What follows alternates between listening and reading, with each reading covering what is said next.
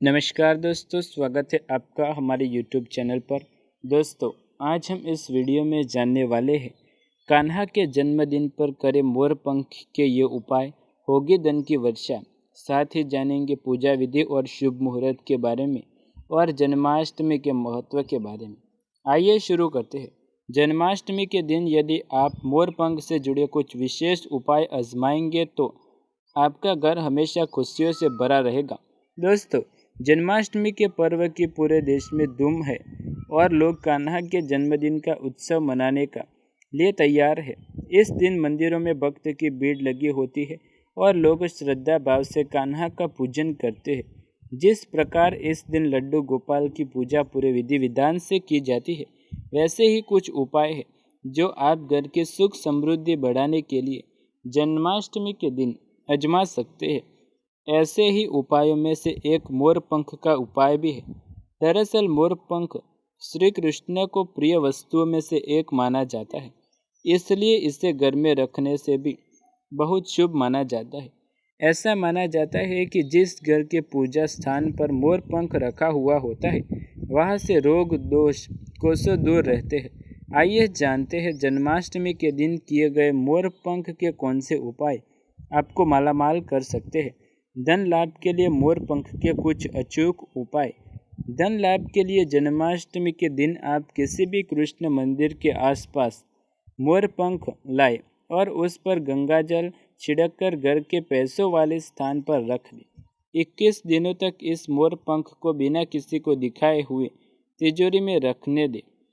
21 दिन बाद आप इस मोर पंख को पूजा के स्थान पर रख दें। इस उपाय को करने से आपको बहुत जल्द ही रुका हुआ धन वापस मिलेगा और धन की कमी कभी नहीं होगी। पति पत्नी के बीच संबंध मधुर बनाने के लिए मोर पंख के उपाय। यदि पति और पत्नी के बीच बिना कारण ही झगड़े होते रहते हैं तो जन्माष्टमी के दिन मोर पंख का उपाय आजमा सकते हैं। इसके लिए आप 2 मोर पंख अपने बेडरूम में रखें, लेकिन ध्यान रखें कि ये मोर पंख आपको अपने बेड में या गद्दे के नीचे नहीं रखना है। इसे किसी ऐसे सुरक्षित स्थान पर रखें जो पूरी तरह से पवित्र हो। ये उपाय आपसी सामंजस्य को बढ़ाने में मदद करेगा। वास्तु दोष दूर करने के लिए भी काम आएगा मोर पंख। दोस्तों, घर में वास्तु दोष को दूर करने के लिए 8 मोर पंख लें और उन्हें घर की उत्तर पूर्व दिशा में रखें। इन मोर पंख को हमेशा ऐसे स्थान पर रखें किसी बाहरी व्यक्ति की नज़र न पड़े। इस उपाय से घर की सभी नकारात्मक ऊर्जा दूर होती है। इसके साथ घर में शांति आती है। ये उपाय करने से वास्तु दोष भी दूर किए जा सकते हैं। छोटे बच्चों को बुरे सपने से बचाने के लिए मोर पंख का आसान उपाय। यदि आपके घर में छोटे बच्चे हैं और अक्सर वो नींद में चौंक जाते हैं, तो आपको जन्माष्टमी के दिन मोर पंख लेकर बच्चे को सोने वाले स्थान पर रख देना है। उसके तकिए के नीचे न रखें। कम से कम 11 दिनों तक आप मोर पंख को तकिए के नीचे रख सकते हैं। लेकिन दोस्तों, कब रखना है? जब उस बच्चे की उम्र थोड़ी कम हो, तब आप मोर पंख उसके तकिए के नीचे रखें, वरना उस शयन कक्ष में ही मोर पंख पवित्र जगह पर रख दें। फिर आप देखेंगे कि हमेशा के लिए बच्चे को बुरे सपने आने से छुटकारा मिल जाएगा। कर्ज से मुक्ति के लिए मोर पंख का आसान उपाय। काले धागे से बांधे मोर पंख को अपने घर के पैसों वाले स्थान पर रखें। इससे राहु और शनि की बुरी नज़र से बचा जा सकता है और किसी भी तरह के शुभ अशुभ प्रभाव को दूर करने में सहायक है। घर के दक्षिण दिशा में मोर पंख रखने से धन की प्राप्ति होती है। मोर पंख से घर में सकारात्मक ऊर्जा आती है और यदि आप जन्माष्टमी के दिन ये खास उपाय आजमाएंगे तो धन से हमेशा आपका घर भरा रहेगा। दोस्तों, अब आइए जान लेते हैं कि कान्हा के जन्मोत्सव की सही तिथि। आइए जानते हैं 18 या 19 अगस्त में से कौन सा दिन होगा ज़्यादा शुभ। हिंदू धर्म में श्री कृष्ण के जन्मोत्सव को विधि विधान से मनाया जाता है।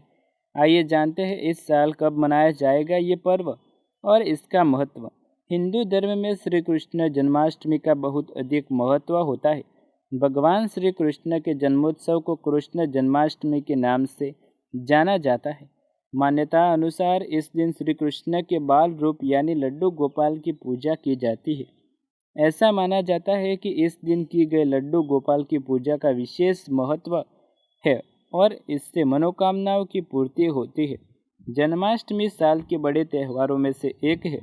जन्माष्टमी की पूजा मुख्य रूप से मथुरा, वृंदावन और द्वारका में विधि विधान से की जाती है।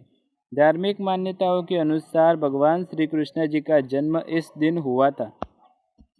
आइए जानते हैं जन्माष्टमी 2022 की तिथि और शुभ मुहूर्त के बारे में। हिंदू धर्म में जन्माष्टमी तिथि का विशेष महत्व बताया गया है और इस दिन कृष्ण जन्मोत्सव को बड़ा ही शुभ धूमधाम से मनाया जाएगा।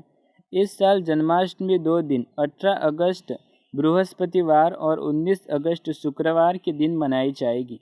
ज्योतिष की माने तो श्री कृष्ण का जन्म अष्टमी तिथि और रोहिणी नक्षत्र में हुआ था और ये दोनों ही योग 19 अगस्त शुक्रवार को रहेंगे। इसलिए मथुरा, वृंदावन और द्वारका में कृष्ण का जन्मोत्सव 19 अगस्त को मनाया जाएगा।